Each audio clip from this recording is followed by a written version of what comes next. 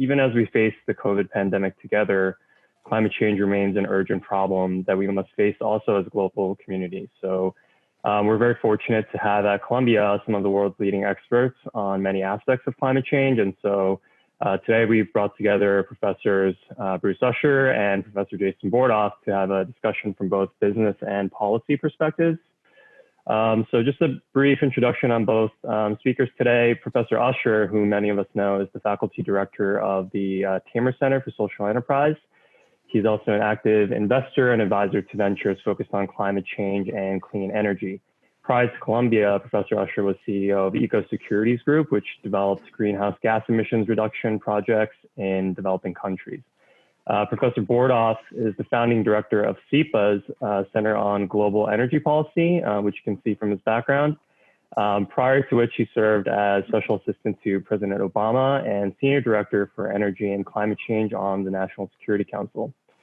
So just a quick note before I pass it over to Professor Usher, please feel free to ask questions in chat or raise your hand on Zoom to ask directly to Professors Usher and Bordoff, and our moderator Shirley and I will pass them over to Professor Usher.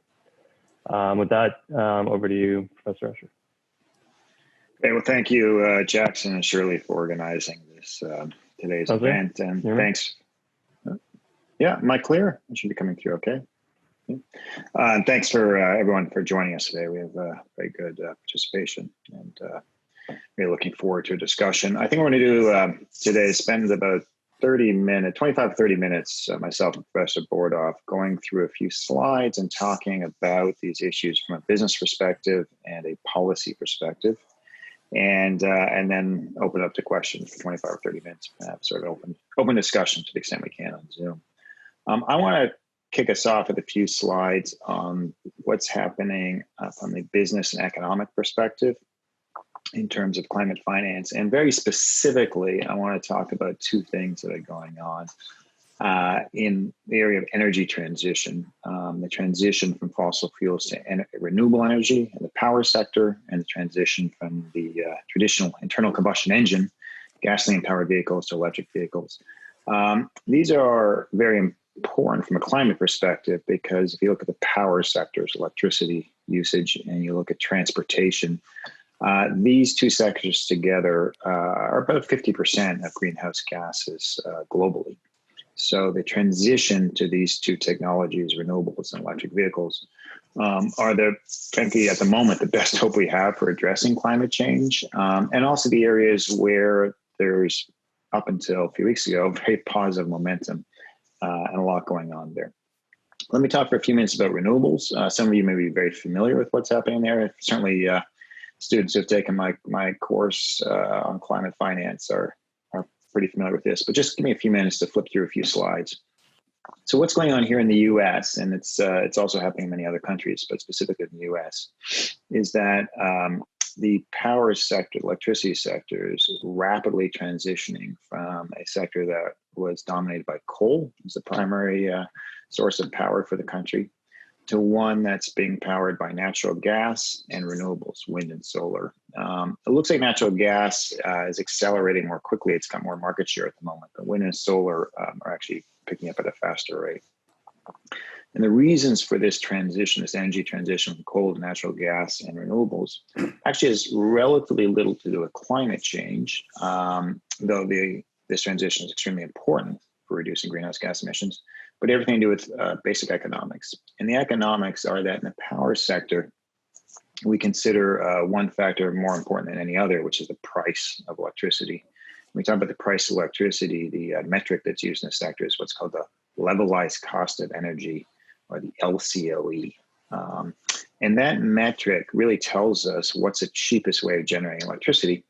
Extremely important in the power sector because electricity is a commodity. Power is power. And in fact, not only do most consumers not care what their source of power is, it's virtually impossible to tell where your electricity is coming from. If you look at the electrons coming out of the plug in your wall, socket in your wall at home, they could be generated from any of these sources. What matters is cost. And what this chart tells us is that power generated from solar PV, utility scale, it's very large installations of solar or installations of wind, or natural gas combined cycle plants are all, those three forms of power are the three cheapest sources of power in America today. And that's why pretty much 100% of all new power generation in this country, everything that's coming online is either solar, wind, or gas. And by the way, these are unsubsidized numbers. So this doesn't have really not driven by government policy, though government policies affect all three of these industries, but really just basic economics. So we've had this tremendous increase in construction of solar, wind, and natural gas in the last 20 years, and really accelerated in the last half dozen years. And along with that, we're seeing this at the corporate sector, not just in the US, but globally. Corporations are behind a lot of the drive towards renewables. Particularly large tech companies, Amazon, Google, any of the large tech companies today, pretty much all of them are increasingly sourcing their power from renewable sources. They're doing this for many reasons, some of which are related to trying to green their businesses, demand from employees, demand from customers, and the like, and partly because it's often the cheapest source of power. These so-called PPAs, power purchase agreements, really made enormous difference to the growth of renewable energy in the US and other countries. And as you can see, that's been accelerating dramatically. So the good story here, probably the best story when it comes to tackling climate change, is that we're rapidly shifting from power sector driven by fossil fuels to one driven by renewables. The other piece of that, of course, is natural gas. And what's gone on in the natural gas sector, and I'm sure Professor Bordoff will have more to say about this, is that the price of natural gas has been historically very low, especially here in the US, due to the hydraulic fracturing technology that's come into play. And recently, as you can see from this chart, has dropped dramatically. So while solar and wind have become extremely cheap, so has natural gas. And then the third thing that's going on in this sector, and very recent, is demand. And we're just starting to get data on power demand and how it connects to the pandemic crisis. But unsurprisingly, demand has fallen. Now, this may be slightly counterintuitive because we're all at home using our devices and using heating, and some places in the country using cooling. But most factories are not operational, and that's a big source of power need. So in New York City, where in fact there are relatively few factories, we're already starting to see power demand dropping. In Europe, we're seeing dramatic declines in power usage. So power is dropping dramatically. From a climate perspective, that's terrific. From a renewable energy perspective, that may be less positive. The real question, and this is really more for our discussion, is after this pandemic crisis, after COVID-19, or once we, from a health perspective, have it under control, which of these power sources are going to dominate in the future? Will it be renewables or will it be natural gas? This makes an enormous difference from a climate perspective. Renewable energy obviously has no greenhouse gas emissions. Natural gas has half the emissions of coal, so it's dramatically better from a climate perspective, but it still emits significant greenhouse gases. So which of these technologies is dominant in the future is really going to make a difference. And I'll talk a little bit about what I think is going to happen in that regard. The second industry I want to touch on is electric vehicles, what they call plug-ins, battery powered or hybrids. And again, the story here is very positive. If we look in the last 8 years, the growth in sale of electric vehicles is extraordinary. This industry has been growing at 50 to 60% CAGR every year, which is very impressive. And starting from an extremely low base is now up to about 2% of global sales. What you also notice from this chart is how important the Chinese market is. China has by far the largest number of electric vehicle sales. China, by the way, is also the world's largest automobile market. Increasingly importantly, when we look at this sector, is what automobile companies are planning for the future, because the auto industry is one in which what decisions that are made today are going to have implications 3 to 5 years from now as new vehicle models roll out. And frankly, the auto sector in the last couple of years has made an extraordinary commitment to an electric future. Last year, Volvo announced that all its future models will be electric or hybrid. And if you look at the far right of the slide, VW Group, which is one of the largest, or perhaps by sales, the largest automobile group in the world today, announced that by 2030, all 300 of its car models will be electric. So we've seen this tremendous transition. Even here in the US, Ford and GM have been starting and will soon be rolling out many EV models for customers here in the US. So again, really good news from a climate perspective. Transportation is a big component of greenhouse gas emissions, and transitioning from the internal combustion engine to electric vehicle make an enormous difference. Just an aside, by the way, some people may question, well, what if electricity is produced using fossil fuels? And the point is that electric vehicles are actually about 3 times more efficient than internal combustion engine. So even if your power is coming from a fossil fuel source, you still would have about a 2/3 reduction in greenhouse gases simply by switching to electric vehicles. So again, tremendously positive story up until this pandemic crisis. And what we've seen is that the crisis has led to an extraordinary drop in car sales in China in particular. Now, this obviously reflects the fact that the crisis hit China first. These numbers through February. So through February, US sales weren't really affected. But I would be shocked if March sales weren't, decline in March sales weren't similar to what's happening in China. The problem is that as new car sales decline, that really slows EVs in their tracks because the outstanding stock cars, of course, is gasoline powered. As a result of that, the forecast for EV sales is extremely poor. Wood Mackenzie just came out with a report a couple of days ago suggesting that EV sales in the second quarter globally would be down about 75%, and through year end would be significantly lower. So let me just wrap up on these two, the introduction of these two massive industries with thoughts on the implications for climate change as a result of COVID-19. In the renewable energy versus natural gas, I think, I think the outcome here is the impact is honestly mixed. I'd say mixed in the sense that the companies behind the growth in renewables are primarily tech companies. Those power purchase agreements or PPAs are very secure. And those companies, frankly, are doing pretty well and seem pretty solid, if not growing dramatically. So I don't think that'll go away. The outstanding capacity of natural gas from fracking, in fact, may decline due to the low prices, and Professor Bordoff might have some thoughts on that. And then there's potential for government support for green stimulus, and again, Professor Bordoff has been looking into that area. So that, in fact, could be a mixed or maybe a positive longer-term outcome here as a result of the crisis.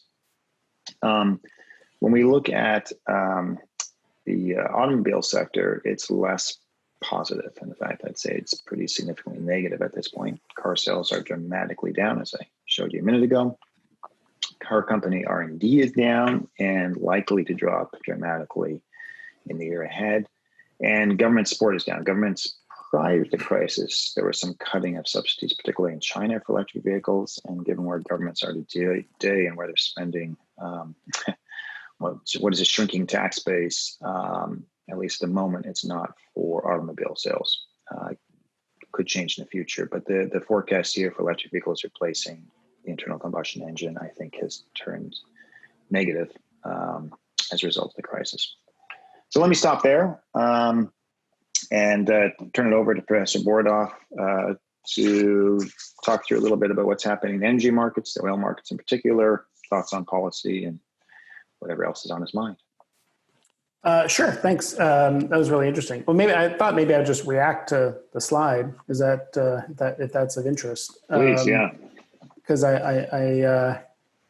we're the center on global energy policy. So we have the word global in our name and policy in our name. So let me talk about both those things, because obviously climate change is a global problem. It's unique among environmental problems in its global nature. It doesn't matter where a ton of CO2 comes from. So when I think about the need to transition, the energy sector, and think about it from a global standpoint, even framing it as renewables versus natural gas, is relevant to some parts of the world, but not as much to other parts of the world, where coal is still the dominant source of energy for electricity, and hundreds of new coal plants are being planned around the world. And importantly, when we think about the energy transition, when you look at something like the Lazard levelized cost of electricity curve and think about the competitiveness, that's for investment in new sources of electricity generation. The chart we saw in the United States showing this steep decline in coal because natural gas and renewables have been so cheap, and I'll come back to that in a minute because I do think there's an important policy dimension there. It's not just free market economics. But that is also a market where the average age of a coal plant in the United States is 45 years. The average age of a coal plant in Asia is 12 years. And so if we cancel every new coal plant in Asia and never build another one, we still miss our carbon budget because if you run these plants to the end of their natural life. And so what's always perplexed me is that we don't talk more as an environmental and climate community about what a serious plan looks like to provide the capital necessary to retire built infrastructure before the end of its economic life, which is essential if you're going to talk about meeting the kind of climate targets that we're talking about. And that's relevant because even framing this as sort of the energy transition, whether you want to be optimistic or pessimistic, it comes to this point that what matters is not share of the energy mix from any particular fuel, but the total tons of CO2 going in the air. And what we've seen over several decades now is that the share of clean energy is going up, but the denominator is getting bigger. And so we're using more energy, and therefore carbon emissions have gone up almost each and every year. A couple of years they were flat. But broadly speaking, if with my students, I sometimes start by showing, or any talk start by showing two charts. One shows energy by fuel over time. And you see, in the 1850s, it was mostly wood, and then it was coal and oil and gas, and you see these great transitions. If you look at a chart from 0 to 100%, if you look at that same data, not as a percentage of the total, but in total BTUs, total energy use, you see we've never used less of anything. Everything, we're using more biomass today than we did in the 1850s. So as a share of the total, it's changed, but the amount of every fuel we are using today is larger than it was before. And so when we talk about a clean energy transition, we're actually not seeing a clean energy transition, we're seeing a clean energy addition. And that's good. About 2/3 of the investment in new power generation around the world last year was in clean energy, which is pretty remarkable. But in order to meet our climate goals, that is not only about, even if we got to the point where all of the growth in energy use from today forward were zero carbon, which would be a huge achievement, that is totally insufficient to deal with the climate change problem because carbon emissions are a stock, not a flow pollutant. They stay up there for a very long time. So we need to replace the entire stack of our current energy mix. And our current energy mix is 80% fossil fuels around the world. And 30 years ago, it was 80% fossil fuels. That has not changed at all, even though the total amount of energy use has gone up a lot. So I think it's very encouraging that we've seen growth rates as large as Bruce showed for clean energy. But when you take a small number and grow it at a big annual rate, it remains a small number for a long time, especially when overall energy use is rising. And I just think that's like the challenge that we need to talk. Climate math is really unforgivable and it's really hard. And so we just need to start to talk about what that means. I think that so that's kind of the global nature of the problem. In terms of the policy nature of the problem, I think policy is critical for everything you just heard. So it's true that the market forces and economics have driven the shift toward renewables and gas. Renewables are as cheap as they are today, in large part because of policy support. We had the stimulus package from the 2008-2009 Great Recession, and it's informative for how you would think about stimulus today, which took $90 billion toward green energy. And I think that was an important factor, not the only one, but an important factor in helping to accelerate the growth of renewables when they were much more costly than they are today. The cost of solar is down 90% in the last decade. Cost of wind is down 50%. Cost of batteries is down 85% because of government support for some of these technologies. And I think that remains important. And even looking, I think this is right, Bruce, even looking at the levelized cost of energy, what you showed, that's not the total system-wide cost, accounting for balancing and variability. So you do need to think about the fact that you need to back up intermittent renewables. The power purchase agreements you showed, for example, which talk about individual corporate commitments, I think those are great, but I think individual company impact can be constrained because it's an overall interconnected system. So when a company pledges to get 100% of their power from, say, solar, they're not actually building a solar farm often. They are buying solar power from the grid. They're still connected to the grid, so they're buying from the grid, say, at night when the sun is not shining.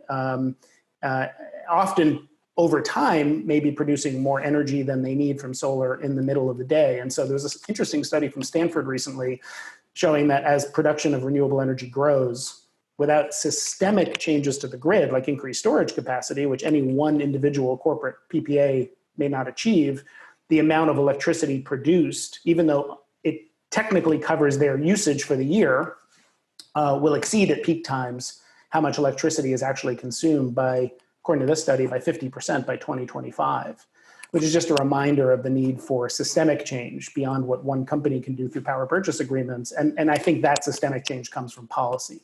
And the same with electric vehicles. Part of the reason China has led in the way you saw in that graph is because of policy. China has made a decision that it wants to lead in electric vehicles for reasons of industrial policy and competitiveness and all the rest, and so has made big government investments in that. So anyway, I'll stop there. Those are a few reactions to what I saw. We should also not forget nuclear is 20% of the electric grid too, and nuclear is actually growing in other parts of the world. So I think it's also not just renewables and natural gas. May need to think about the other sources of electricity too. And then how we continue to electrify other parts of the economy. Electricity today, which is all renewables are really relevant for, is 20% of global final energy consumption. So how do we think about electrifying lots of parts of the energy system that are not yet electric, cars being the first and most obvious one, but we need to think about it in heating and in other ways too. Jason, maybe you can give us your updated thoughts on what's going on in the oil and gas sector at the moment. Obviously, tremendous price volatility, and where you think that ends up once things stabilize, and what the implications might be for climate on that front.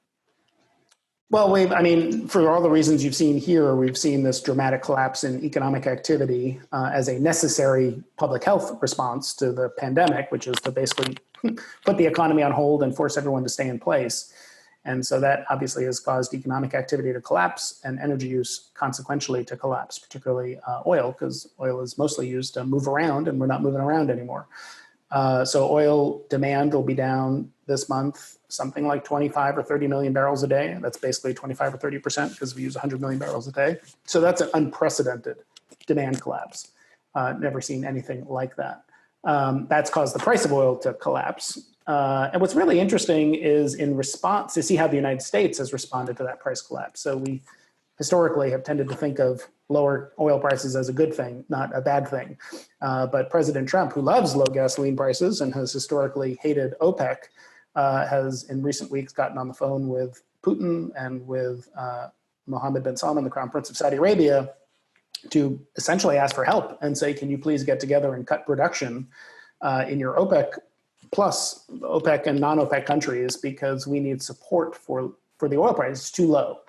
And I think there's a macroeconomic argument that just the scale of this price collapse may actually be harmful, but it's also a reflection of the fact that the United States imported 60% of our petroleum a decade ago, and now we are on the cusp of being a net exporter. So when you're the largest producer in the world, an oil price collapse hurts a larger segment of the economy. It still helps consumers at the pump and gives them more money in savings in their gasoline, but we're not buying gasoline anyway. So consumers are not benefiting in the same way from low gasoline prices as they otherwise would. So whether that stays low or not really, is going to be a reflection of how quickly the economy recovers. I think there are some areas where things can pick up quickly and we'll start commuting and driving again. I'm not sure everyone's going to suddenly decide to work from home all the time.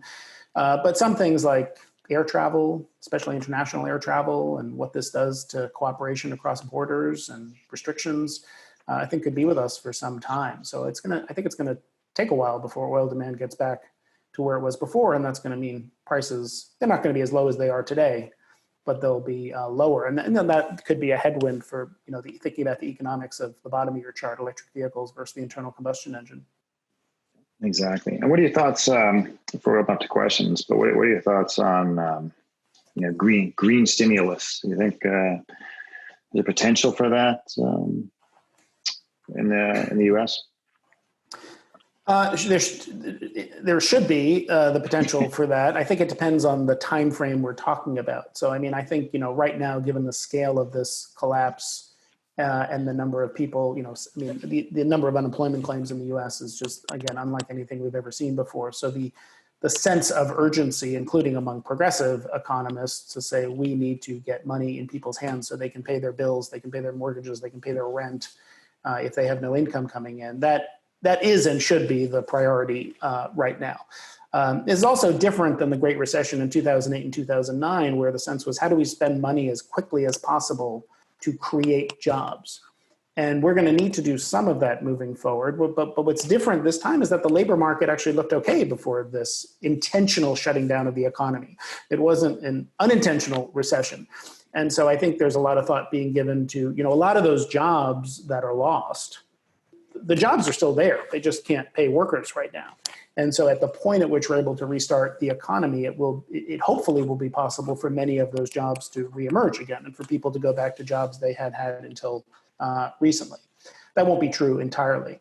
So then I think thinking like a little longer term, how do we rebuild in a smarter way? There will be the need for government not just to send checks to people or help companies with, say, the Federal Reserve's loan facility or something weather this period of time, but how do we invest in the economy, particularly at a time when the cost of capital is so low? The government can effectively borrow for almost nothing and make investments today that pay off in the long term. How can they make investments that are smart and help us move in a direction that is better in many respects, including from a climate standpoint, investing in clean energy? We may get to a point where large industries that are hit by this crisis, like the auto industry or the airlines, need meaningful injections of government capital. We could have the government owning parts of these companies. And then you might start to think differently about what it looks like. We have an aversion in this country to sort of industrial planning as opposed to just free market economics, but trying to think about if the government is going to have a role in helping these industries rebuild, maybe we can point them in a direction that we think is more sustainable too. Mm-hmm. That would be nice. See where that goes. And then actually one last issue I wanted to get your thoughts on, which is going back to the global stage. Any thoughts on whether or not we're more likely or less likely to get international cooperation on the climate front? The next COP meeting, I don't know if it'll be in person or virtually. Does this pandemic make countries more likely to cooperate, or more likely just to pull into nationalistic shells and not work together on climate? What are your thoughts on that?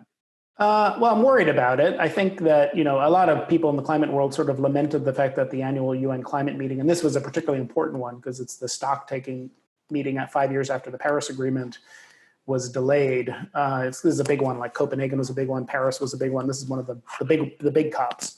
I don't actually think it's a terrible thing that it was delayed. If you assume that, I'm just making up numbers, there's a roughly coin flip chance that we have a different president early next year than we do today.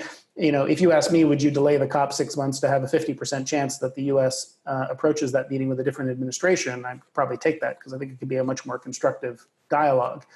What I worry about is, as you said, I think there was already rising nationalism and populism and a retreat from free trade and global cooperation and multilateralism. The US certainly in this administration, in my view, has not helped in that regard, although it's not limited to the US.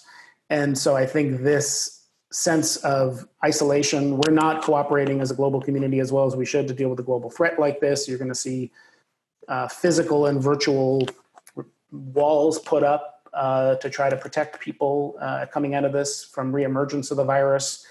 So I think it's just unfortunately had a probably negative effect in terms of global cooperation that was already on the ropes before. And then I think the other piece of this, when we talk about, what does it mean for climate? emissions will go down because economic activity is down. Obviously, that's not the way you want to bring them down. The cost of oil is higher or lower. But I think the main thing is I still do believe if you're going to make the kind of progress we need, it is going to come because of climate policy. We need much stronger climate policy than we have today. And when economies are weak and people are worried about their pocketbooks, I think history suggests that the pace of ambition with environmental policy tends to slow down rather than accelerate, because people sort of put the economy first, even though I think the trade-off is false. So I'm worried about that in terms of a public support for more ambitious climate policy coming out of this is just going to be the economic situation that people are in. Yeah, I agree with you on that point. Unfortunately, I wish I disagreed. Shirley, should we open up to questions? Sure. We've just received a question, and I'll read it out to you both for your responses. Why would the current price of oil not incentivize oil companies to try and find different sources of the revenue? It seems these companies would want to find ways to decouple their revenues from the price for oil to have better sustainable long-term growth. What am I missing? Well, I'll make one comment on that, but I think Professor Bordoff probably has better thoughts on it. One thing we forget is that oil companies, that their product is for the transportation sector. It's rarely used to generate power, and so this is often confused. Why don't the oil companies move into the power sector and the renewable sector? And some of them are. There is some investment and growth there, but that's a different sector. It's a different customer base for them. So it's not just about changing their product; it's also about changing their customers. And I think that's very challenging for large incumbent companies to do. That being said, certainly, a number of companies, BP and others, have increasingly invested in the renewable space. Jason, you've got different thoughts on that. No, I agree. I mean, I think you do see some of the large global majors that are increasing the share of activity and investment they have in new energies, still small as a share of their total CapEx budget. I think for many of these companies, they're very focused on their ability to maintain their dividends, and they have trouble earning the same returns in renewable energy that they can in oil and gas. Now, oil and gas has the kind of volatility that we're seeing now, and that underlies the question. But depending on your view of the future, I think they're reluctant to move out of something that they think is painful, is a difficult business today, but in 5 or 10 years actually might be a very profitable business, and it's uncertain, but there's a plausible argument there. But then I think Bruce's point is also, that may make sense for very large international integrated companies that may be able to shift to doing something totally different, like because you know how to build. You have the engineering capability to build large offshore oil wells. Does that mean you're good at building solar farms? But a lot of production around the world is not those large integrated companies. They're only 15% of oil and gas. It's smaller independent companies that really don't feel like they know how to transition into a different business. This is what they know how to do. So I think it's a mix of both. Great. We have a question from Megan. This is a question for either of you. As large companies are reevaluating their real estate footprints, do you see the potential commercial real estate vacancies as a net positive for climate change? That's a tough question in the sense that there's broader implications for real estate vacancies, right? How is the economy going to transition after this? What changes will we see? I would say that the idea that we can tackle climate change by reducing economic activity, in other words, some of you may be familiar with the fact that one of the very few silver linings to this crisis is greenhouse gas emissions are down dramatically because, of course, we're all staying at home and our factories are shuttered. That's not the way for us to solve climate change. Ending economic activity is not just a painful way to do it, it's an impossible way to do it. So shuttering commercial facilities, having them empty would, on the one hand, of course, reduce emissions from those facilities. But you got to ask yourself, what are we doing instead? How else are we generating economic activity? And that's likely to be generating emissions somewhere else. So I would say it's at this point, it's too hard for us to know what the outcomes will be in that arena. Yeah, I think I agree with that. I think I mean, some people have sort of called it a silver lining. Maybe I tend to look at things glass half empty, but I look at what's happening around the world today. And as I said before, with the energy addition, not transition, despite all the progress in solar, wind, batteries, emissions were still rising. And so I think it should just be a reminder of how terribly difficult a problem this is to solve. That the only times in which we have, for all that progress, actually reduced emissions is massive global economic downturn. And that's not sustainable. It is a reminder of how difficult it is to solve this problem. I said before that oil demand was down 25%, which is a huge number. 3 billion people are under lockdown around the world, and oil demand is only down 25%. Like, that's a reminder of how hard it is to get off of oil when we talk about like the post-oil world.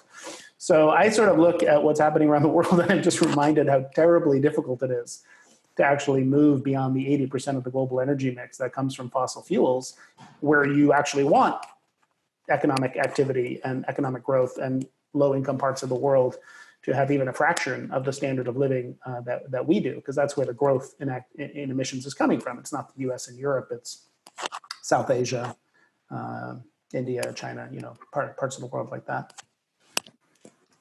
Great, thank you.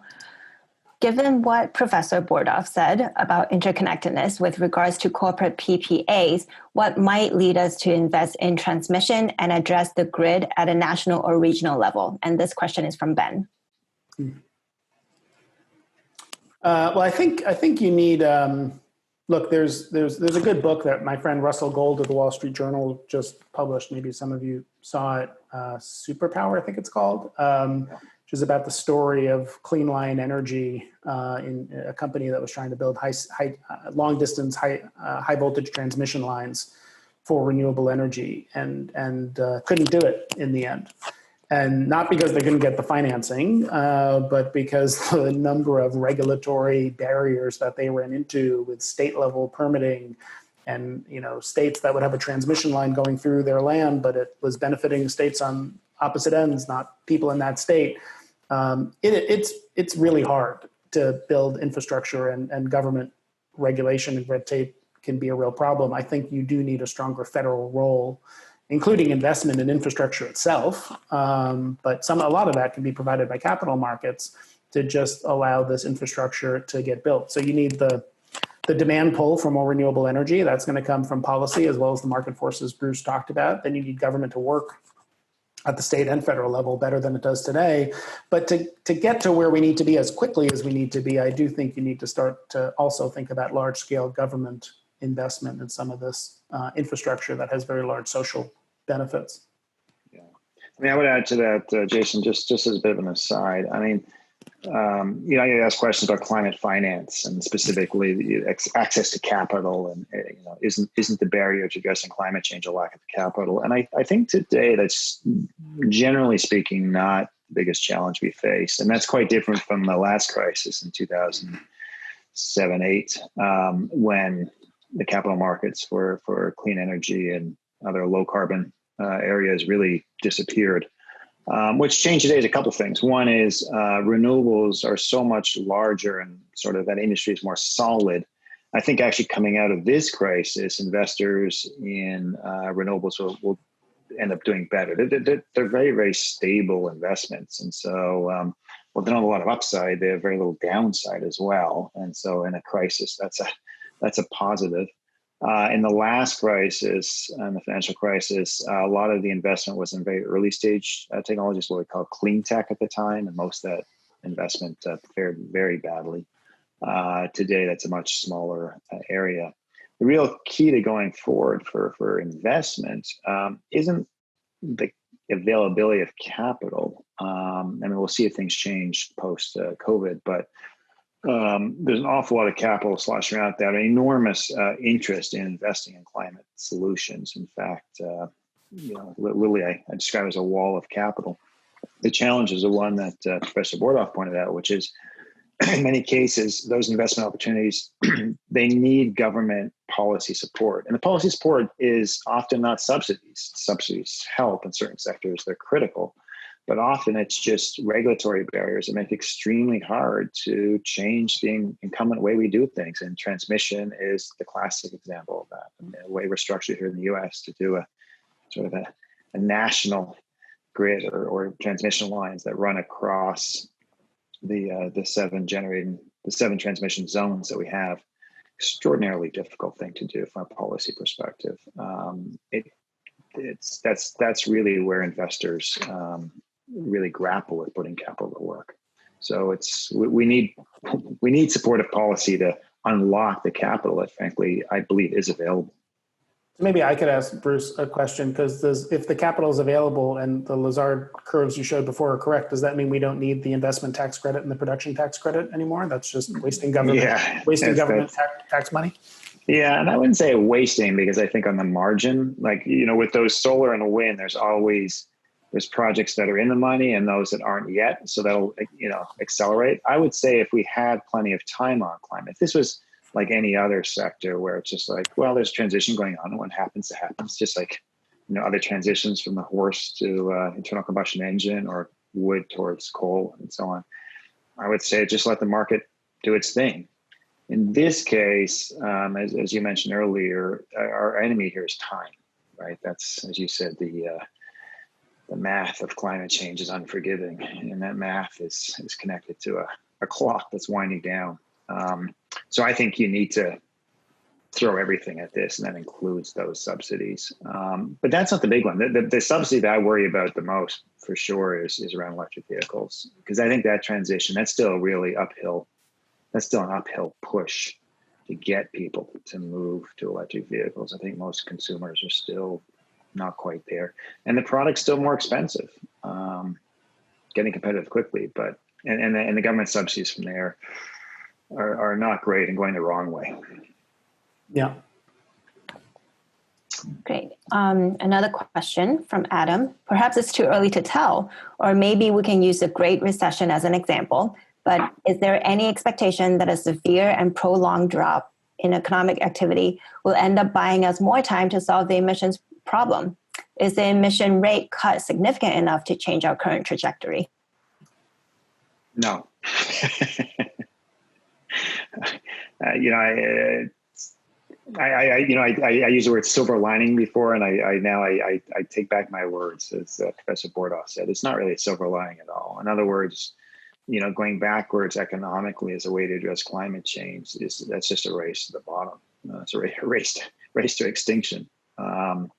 So would it buy us a little more time? It buys us a little more time, but I think we wouldn't use that time wisely because we'll be panicked about jobs and basic economic activity, as opposed to having the resources to actually address this issue. Okay, great.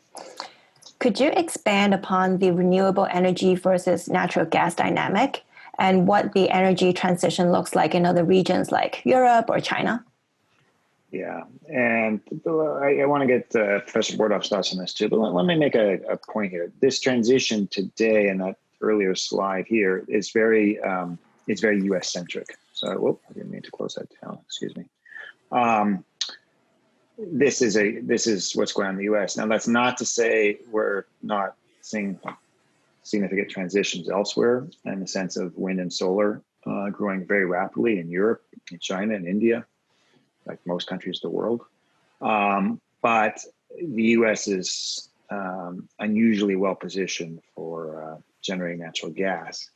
And that's somewhat different story in most other countries. So a long way of saying renewable growth pretty much everywhere is very strong. As Professor Bordoff mentioned, about 2/3 of investment everywhere in the world has been into renewables. Though the top line number for all investment has been flat. So more and more of that's going to renewables, but the overall dollar number isn't actually going up. The international picture is a little more complicated, and I don't know, Jason, if you want to speak to that at all. Well, it's very different in different places, obviously, and Europe is probably on the forward edge of climate policy. Brussels is debating much stronger climate targets now. Both the percentage of renewables in the grid and the year by which they do it. So there's a lot of government support for renewables there. And there's actually, generally speaking, I think in the US and Europe, you see increasing concerns raised about the role of natural gas.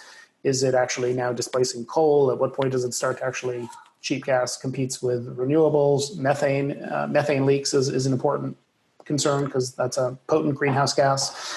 The situation looks pretty different in some of the emerging markets I talked about before, which are motivated not only by climate, but probably even more so by local air pollution. Natural gas, as Bruce said, about half the carbon intensity of coal, and that assumes you control for methane, but can be 10 or 20 times better from a local air pollution standpoint than coal. So I think some of those emerging markets, India, for example, has a goal to significantly increase the share of gas in its electricity mix, driven by air pollution concerns, and also very ambitious solar targets in India.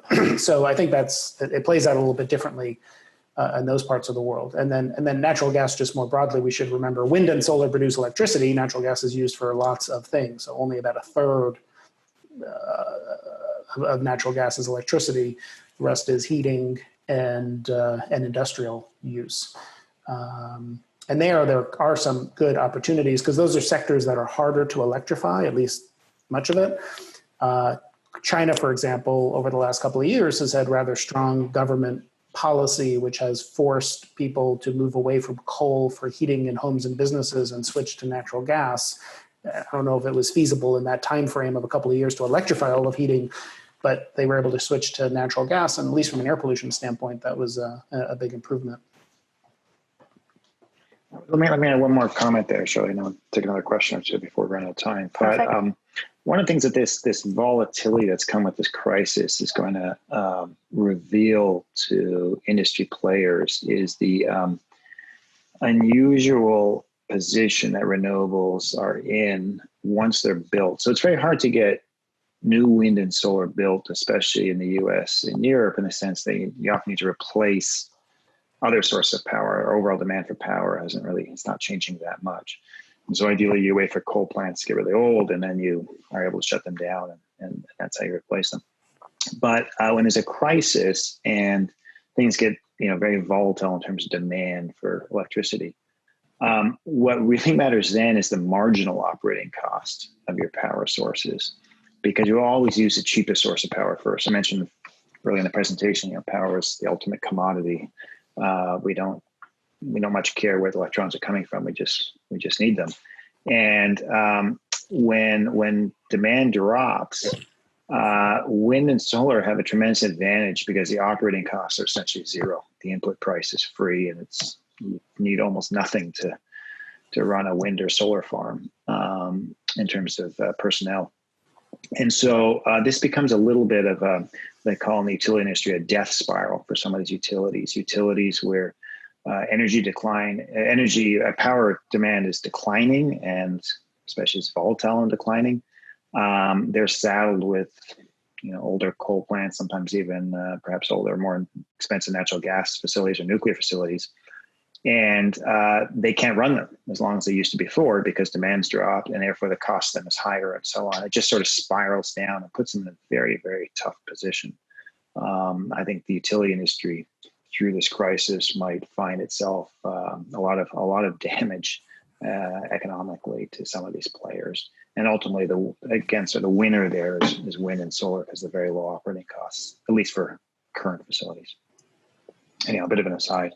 Mm-hmm. Perfect. Thank you. We have maybe 4 or 5 more questions, so I'll see if we can get to all of them. So this next question is from Jasmine.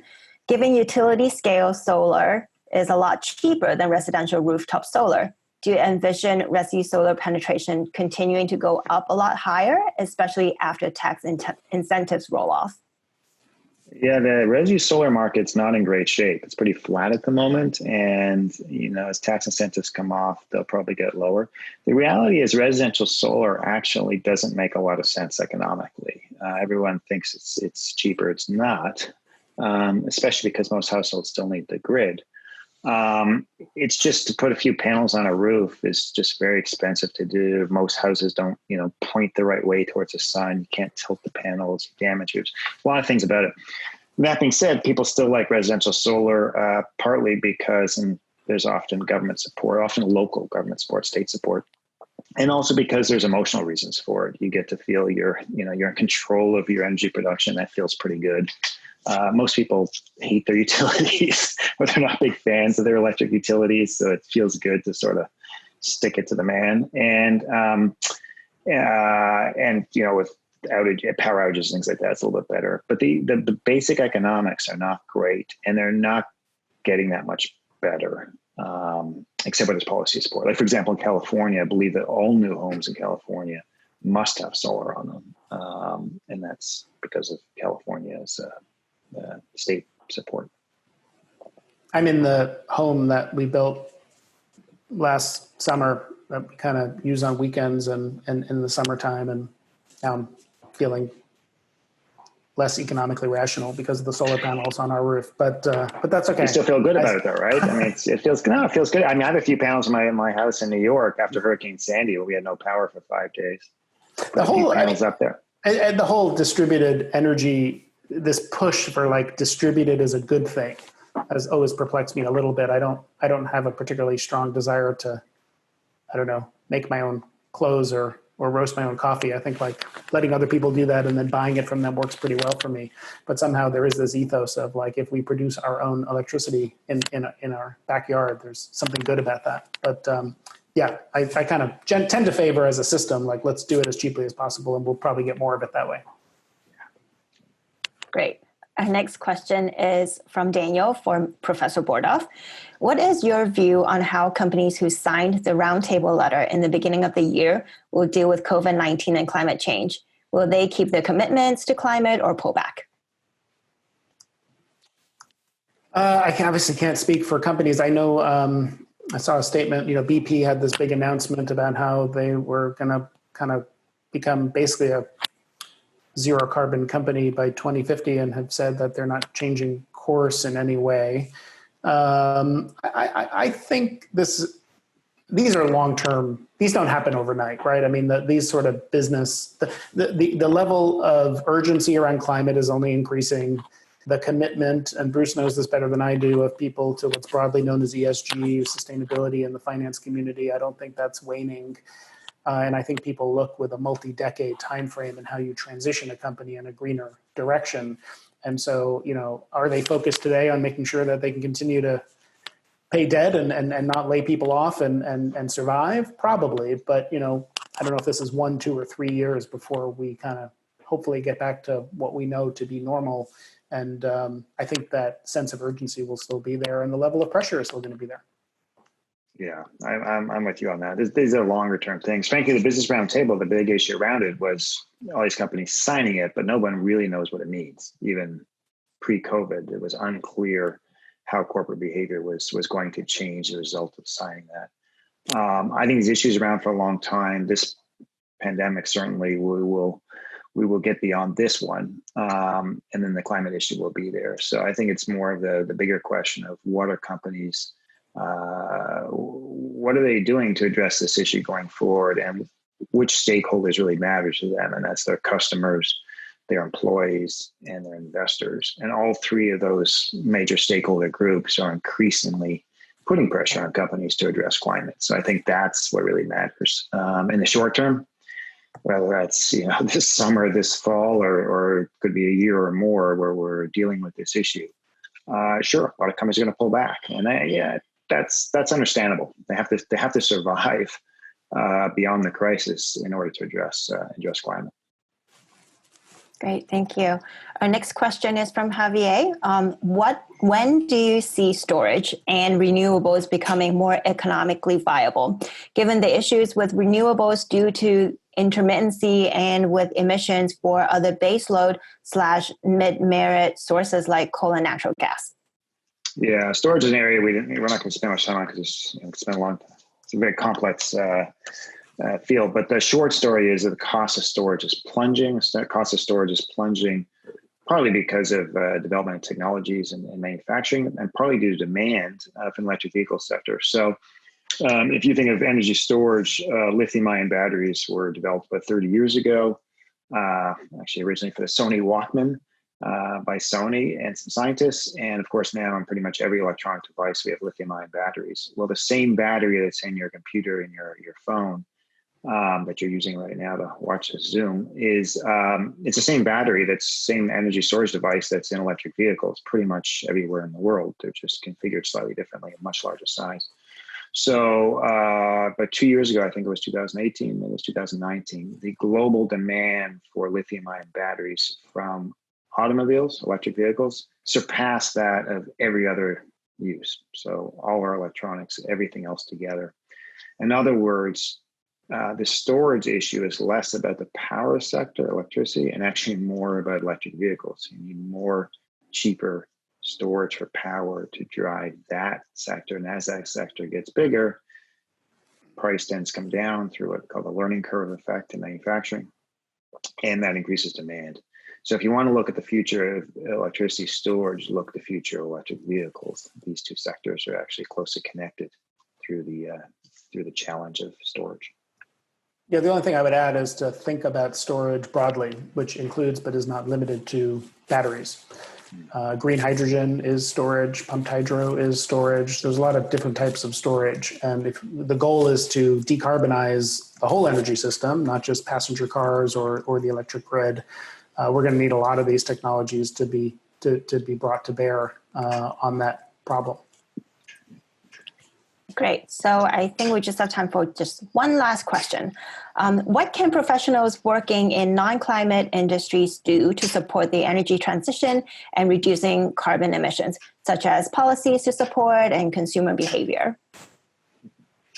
Why don't you do the policy side? I'll talk about consumer behavior. Yeah. So the question was, what can energy professionals do to support policy? Yeah. Well, obviously support policy. I mean, I think like I think we need a greater level of urgency. I think seeing students like my own daughter participating in school strikes, the level of concern that people have, the level of pressure that the finance community, that the energy industry feels under, and to transition is really important. What I worry about is that level of urgency doesn't always, in my view, get translated to the policy actions that move the needle the most. And so what we spend our time on at the Energy Center is helping to the extent we can, through good analysis, keep our eye focused with like a rigorous focus all the time on what moves the needle at a gigaton scale. Right? What is the cheapest way to reduce emissions and what makes the biggest dent in the problem? There's a lot of ideas out there for what climate policies. Some make a huge difference and some don't. And I think trying to advocate and obviously organize and vote and push policymakers harder, but also to make sure that when they act, they're doing the things that make the biggest dent in the problem, is really important, because I don't think as much it's wonderful to see the amount of attention in the world. Bruce spends more time in the finance community. What many of the people here on this call will be doing coming out of the business school to deploy capital in sustainable ways. I think that's critical, but it's not sufficient. I mean, climate change is just a fundamental basic Econ 101 externality problem. Every time we do something, the cost we incur to turn the lights on or get in a car doesn't account for social costs. And that's not going to change at the scale we need it to and the time frame we need it to, unless government requires us to internalize those social costs. Obviously, a carbon price is in my view, a necessary, not sufficient, but one way you can do that. So we need a lot stronger focus to prioritize how seriously policymakers take this issue right now. So the last comment I'll make, Shirley, is I'm not a huge fan of individual voluntary changes to lifestyle to address this problem. I mean, if you enjoy riding your bike, and I think some of my students know that I usually, in better days, bike from my home in the West Village up to Columbia most days. And I think that's great, but I do it because I like biking. I don't think that's how we address this problem. But, people say, well, it's I'm not going to fly because it's polluting. If you don't want to fly, that's fine, but that's not how we solve the problem. We solve the problem, particularly, I would guess, for everyone on this call, through your work, through the jobs you're doing, whether it's deploying capital or working for a technology company, or distribution or retail or whatever business you're in. Your ability to influence the direction of that business, and that business's ability to influence policy through its actions and how it influences government decisions, is magnitude greater than your individual voluntary changes in lifestyle. So I would strongly encourage you, whatever work, it doesn't matter what field you're in, it doesn't matter what role you're in, you have the ability to have an extraordinary influence and impact on the climate issue through your work. So I wish you the best at that.